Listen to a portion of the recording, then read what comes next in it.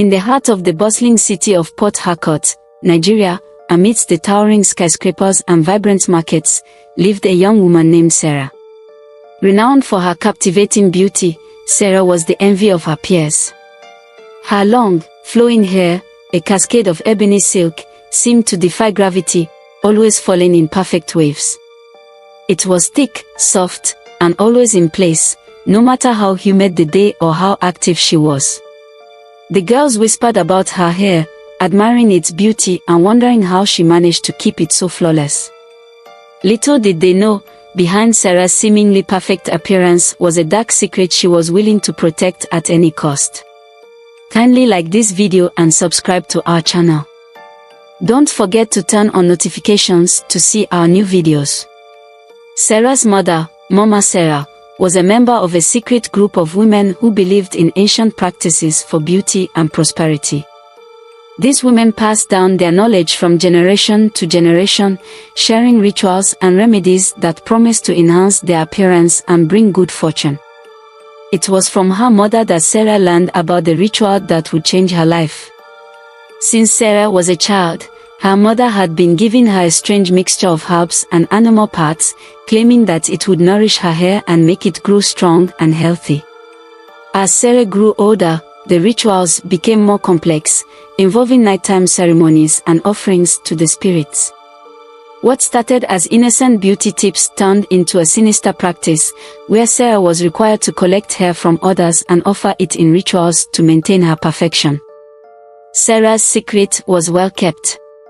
She was careful to hide the strange ingredients she kept in her room, and she always excused herself when she needed to disappear for her nighttime rituals. Her friends and classmates were oblivious to the dark side of her life, admiring her from afar and wishing they could have hair as beautiful as hers. But as Sarah grew older, the pressure to maintain her perfect appearance became increasingly overwhelming. The rituals became more demanding, and the sacrifices she had to make grew heavier. She began to feel a sense of emptiness, a void that no amount of admiration could fill. Yet, she was trapped in a cycle of self-imposed perfection, unable to break free from the dark secret that bound her.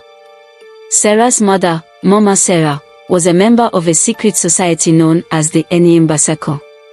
This ancient group of women traced their roots back to the pre-colonial era, when they were revered as guardians of tradition and knowledge.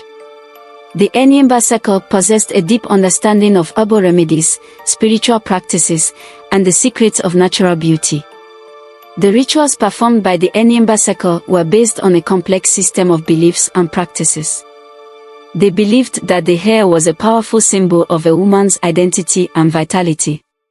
By nurturing and caring for their hair, women could connect with the spiritual world and enhance their personal power. The ritual that Sarah was subjected to was a specific practice designed to promote hair growth, strength, and beauty. It involved a combination of herbal concoctions, animal sacrifices, and incantations. The herbs used in the ritual were carefully selected for their properties, believed to stimulate hair follicles and nourish the scalp. Animal sacrifices were also an important part of the ritual. The Enyimba Circle believed that certain animals, such as goats and chickens, possess spiritual energy that could be harnessed for their purposes. By offering these animals as sacrifices, they hoped to appease the spirits and ensure the success of their rituals.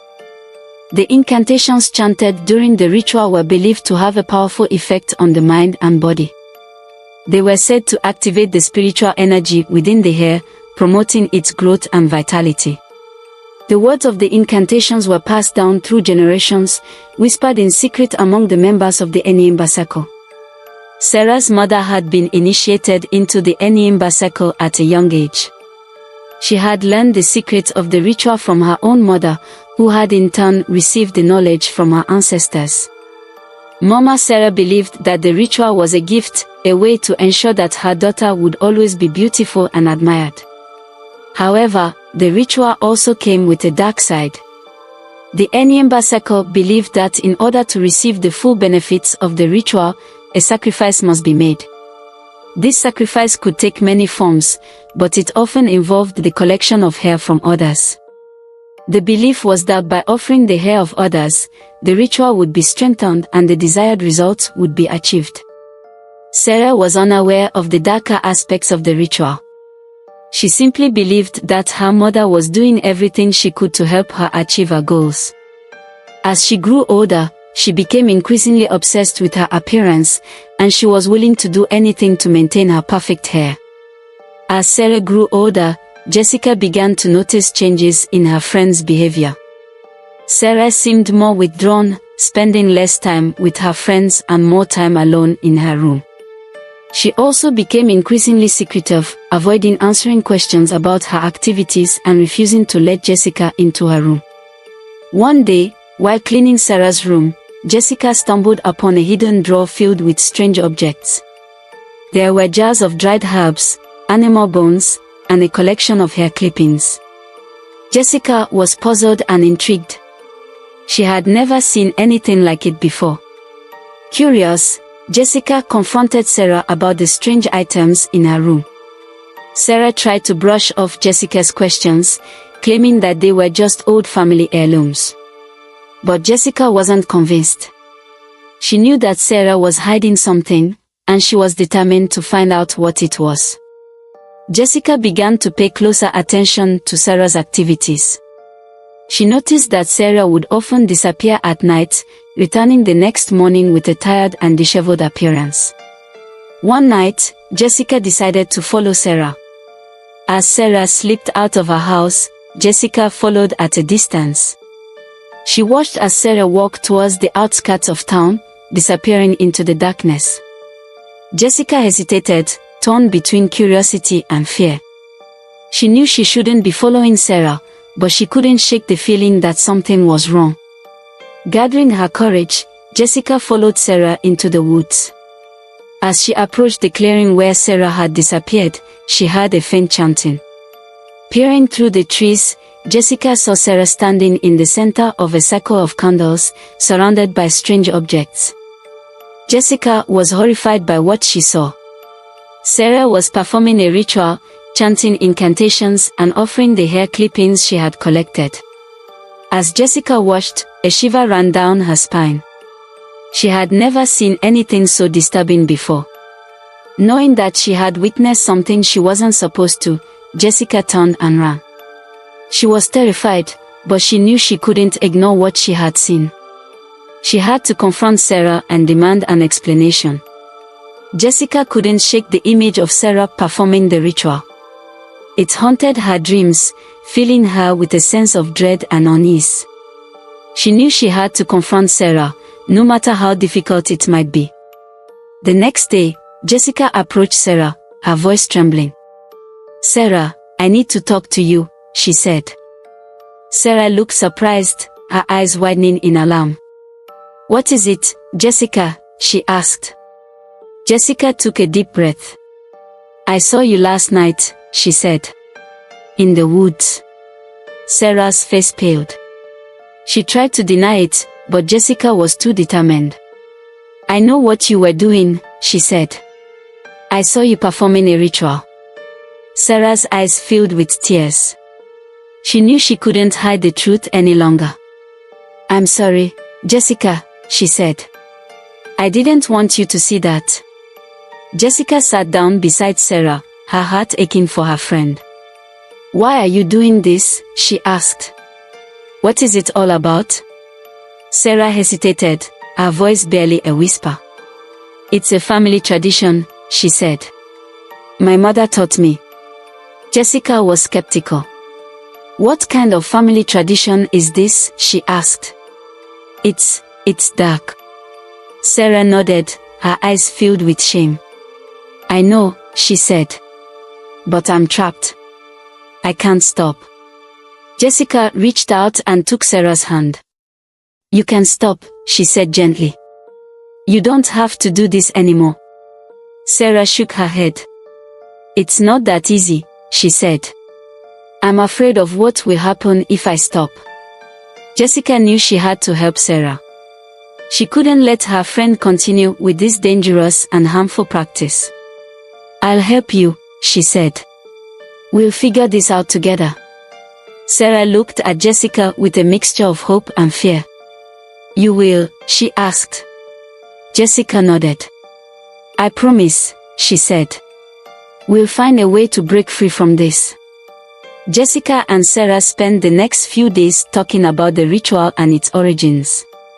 Sarah revealed the secrets of the Enyimba Circle, the ancient society her mother belonged to. She explained the beliefs and practices that underpinned the ritual and the sacrifices that were required to maintain its effectiveness. Jessica listened intently, her heart filled with a mixture of horror and compassion. She couldn't believe that Sarah had been subjected to such a dangerous and harmful practice for so long. "Is there no way out?" Jessica asked. "Can't you just stop?" Sarah shook her head. "It's not that easy," she said. "I'm afraid of what will happen if I stop. The spirits will be angry." Jessica was determined to help Sarah break free from the ritual's grip. She knew that she would need to confront the Enyimba Circle directly. Armed with the knowledge Sarah had shared, Jessica decided to visit the Enyimba Circle's meeting place. It was a secluded grove on the outskirts of town, a place where the women of the circle gathered to perform their rituals. Jessica arrived at the grove just as the women were about to begin their ritual. She approached them boldly, her voice filled with determination. "I'm here to stop this," she said. "This is wrong." The women looked at Jessica in surprise. They had never been confronted like this before. "Who are you?" one of the women asked. Jessica introduced herself as Sarah's friend. "I know what you're doing to her," she said. "It's wrong and harmful." The women exchanged glances. They were not used to being challenged, and they were not about to back down. "You are interfering with our traditions," one of the women said. "That is a grave mistake." Jessica refused to be intimidated. "Your traditions are based on fear and manipulation," she said. "They are harmful and destructive." The women became angry. They began to chant, their voices rising in a crescendo. Jessica stood her ground, her voice unwavering. Suddenly, the air seemed to thicken. A cold wind swept through the grove, and the trees creaked ominously. The women's chanting grew louder, more intense. Jessica felt a surge of fear, but she refused to back down. She knew she had to protect Sarah, no matter the cost. Just as it seemed that the women were about to attack her, a voice interrupted them. "Enough," the voice said. Jessica turned to see an elderly woman standing at the edge of the grove. She was tall and imposing, her eyes filled with a piercing intelligence. "Who are you?" Jessica asked. The woman smiled. "I am the leader of the Enyimba Circle," she said. "And I have been watching you. Don't forget to like this video and subscribe to our channel. That's your way of supporting us." As Jessica faced the leader of the Enyimba Circle, she felt a sense of dread. She knew that she had challenged one of the most powerful women in the city, and she was not sure what the consequences would be. The leader of the Enyimba Circle regarded Jessica with a mixture of amusement and contempt. "You are a brave young woman," she said. "But you have no idea what you are up against." Jessica refused to be intimidated. "I know what you're doing is wrong," she said. "You're hurting Sarah." The leader of the Enyimba Circle smiled. "Sarah is a member of our circle," she said. "She is bound by our traditions." Jessica shook her head. "Sarah is a person," she said. "She has her own free will." The leader of the Enyimba Circle laughed. "Free will is an illusion," she said.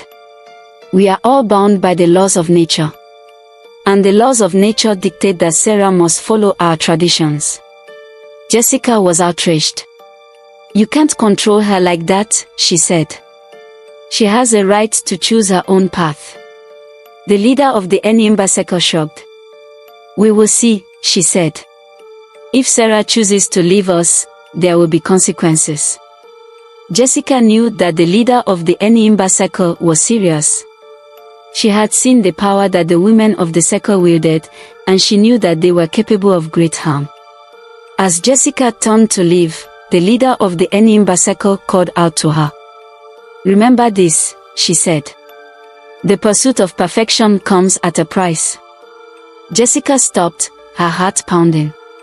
She knew that the leader was right. Sarah had been willing to sacrifice her own happiness and well-being in her quest for perfect hair. As Jessica walked away from the grove, she couldn't shake the feeling of dread. She knew that Sarah was in danger, and she was powerless to help her.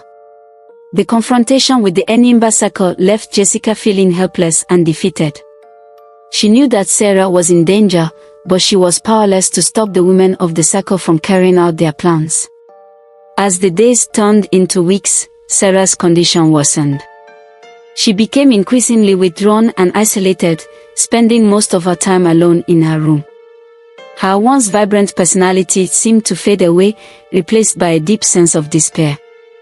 Jessica was worried about her friend. She tried to reach out to Sarah, but Sarah would only respond with brief, monosyllabic answers. It was as if she had retreated into her own world, a place where no one could reach her. One evening, as Jessica was sitting alone in her room, she heard a noise coming from Sarah's house. She got up and went to investigate. When she reached Sarah's front door, she hesitated. She didn't want to intrude, but she was worried about her friend. Finally, she knocked on the door. There was no answer. Jessica tried the doorknob, and to her surprise, it turned. She pushed the door open and stepped inside. The house was dark and silent. Jessica called out for Sarah, but there was no response. She walked through the house, searching for her friend. Finally, she found Sarah in her bedroom. Sarah was sitting on the floor, her head in her hands. She was crying, her shoulders shaking. Jessica knelt down beside Sarah and took her hand.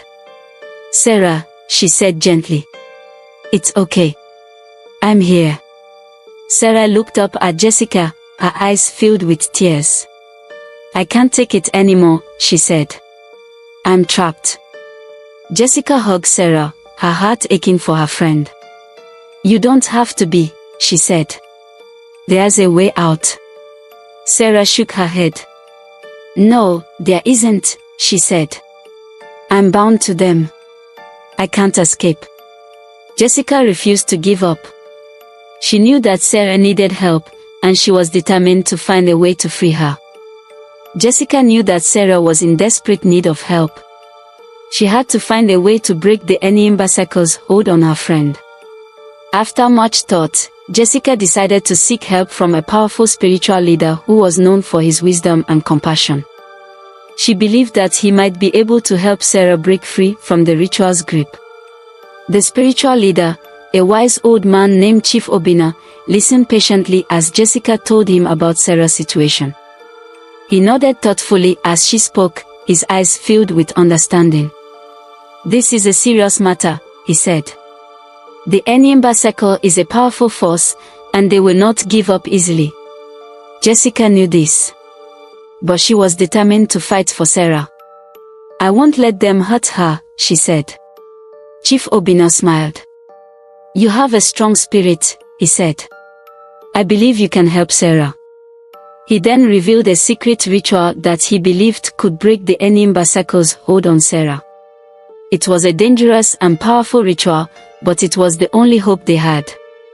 Jessica agreed to perform the ritual. She knew that it was risky, but she was willing to do anything to save Sarah. The ritual took place under the cover of darkness, in a secluded grove on the outskirts of town.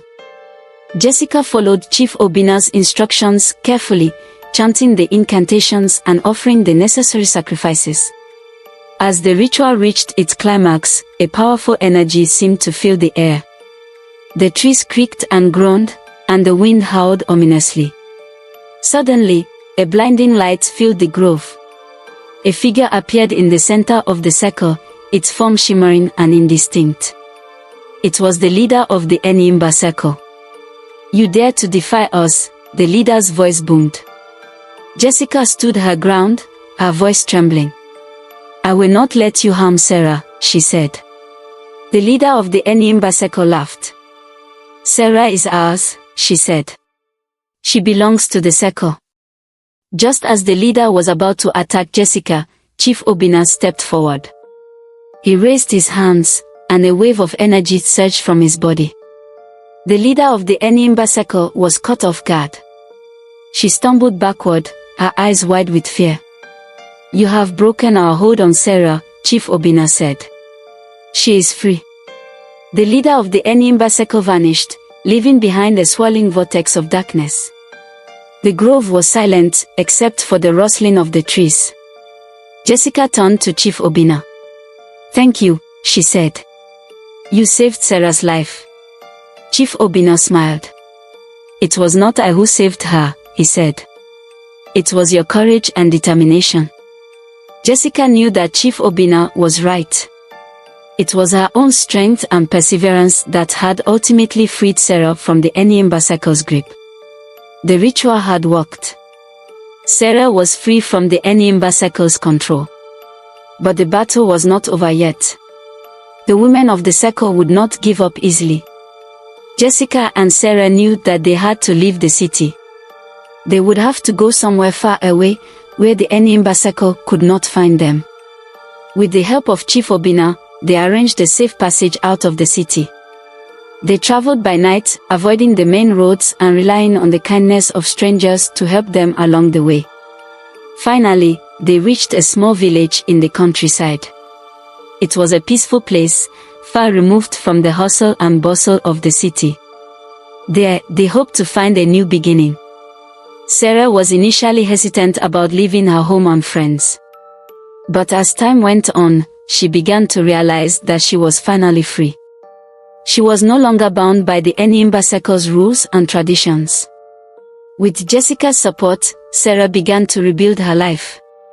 She found a job at a local clinic, where she worked as a nurse's aide. She also made new friends and began to participate in the community's activities. Gradually, Sarah began to heal. She was no longer haunted by the memories of the ritual or the fear of the Enyimba Circle. She had found peace and happiness in her new life. One day, while walking through the village, Sarah met a young man named Emmanuel. They fell in love and were soon married. They had a beautiful daughter named Amina, who brought joy and laughter into their lives. Sarah's hair, once a source of torment and obsession, now grew naturally and healthily. She no longer felt the need to maintain a perfect appearance. She had learned to appreciate her natural beauty and to embrace herself for who she was. As Sarah looked back on her life, she realized that she had come a long way. She had faced great challenges and overcome great adversity. But in the end, she had found peace, love, and happiness. Thank you for watching this video. See you in the next one.